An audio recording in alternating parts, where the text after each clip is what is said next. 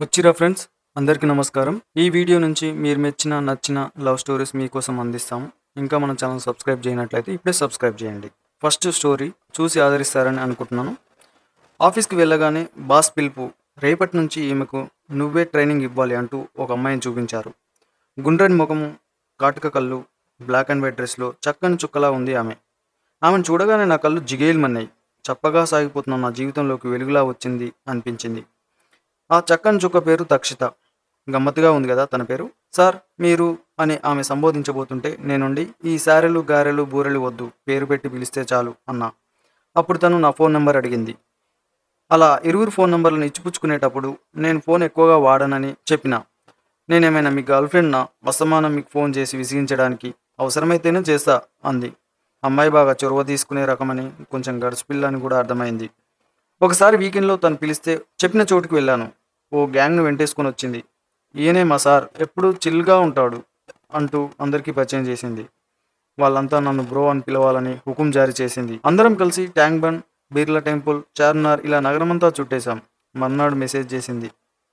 Hi hello sir, నిన్న నా life ఎన్నడూ లేనంత ఎంజాయ్ చేశాను. ఈ సంతోషం జీవితాంతం కావాలనిపిస్తుంది అబ్బాయి.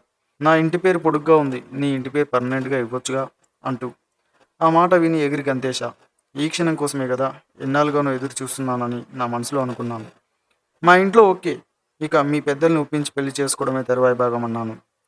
ఇలా మా ప్రేమ ప్రయాణం హ్యాపీగా సాగిపోతుండగా ఓ రోజు వాళ్ళ నాన్నమ్మకు బాగా లేదంటూ సడన్గా ఊరెళ్ళిపోయింది తక్షిత.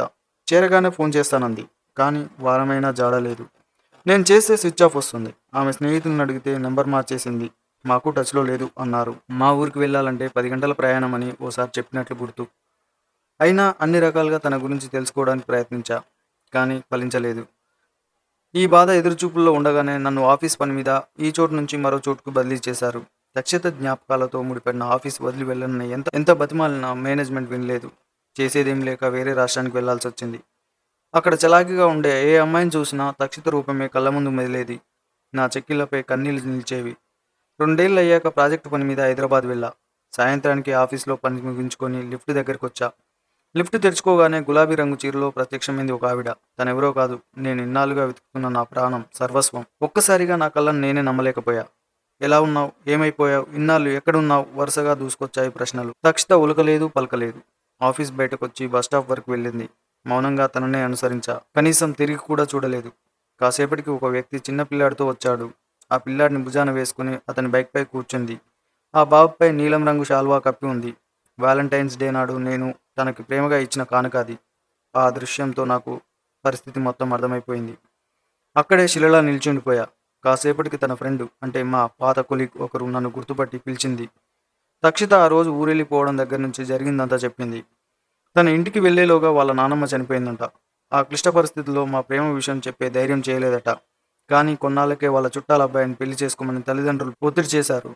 అసలే బాధలో ఉండటం, మా సామాజిక వర్గాలు కూడా వేరు కావడం, వాళ్ళు మా పెళ్లికి ఒప్పుకునే పరిస్థితి లేకపోవడంతో అతడితో తాళి కట్టించుకుందంట. కానీ నన్ను మోసం చేశానన్న గిల్టీ ఫీలింగ్ వేధిస్తోందని, నన్ను జీవితాంతం మర్చిపోనని ఆమెతో చెబుతూ ఏడ్చిందట.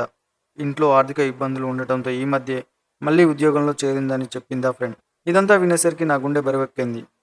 తనతో ఊహించుకున్న కలలన్నీ కన్నీళ్లలా బయటకొచ్చాయి. ప్రతి ప్రేమకి సంతోషకరమైన ముగింపు ఉండకపోవచ్చు మా ప్రేమలా. కానీ ఒక్కసారి ఒక వ్యక్తిని ప్రేమిస్తే జీవితాంతం వాళ్ళ మంచి కోరుకోవడమే అసలైన ప్రేమ లక్షణం. ప్రేమంటే త్యాగమే కదా. నేను ఇప్పుడు అదే చేస్తున్నా. మా జ్ఞాపకాల మజిలీలతో ముందుకు సాగిపోతున్నా అని చెప్పుకొస్తున్నాడు ఒక యువకుడు. ఈ స్టోరీ సోషల్ మీడియా నుంచి సేకరించబడింది. మా సొంతంగా ఏం రాయలేదు, కానీ వీడియో రూపంలో మీకు అందించాలనే ఉద్దేశంతో మీ ముందుకు తీసుకొచ్చాం. ఈ వీడియోలు మరిన్ని కావాలని అంటే ఈ ఛానల్ సబ్స్క్రైబ్ చేయండి, మమ్మల్ని ఆదరించండి. Thank you friends.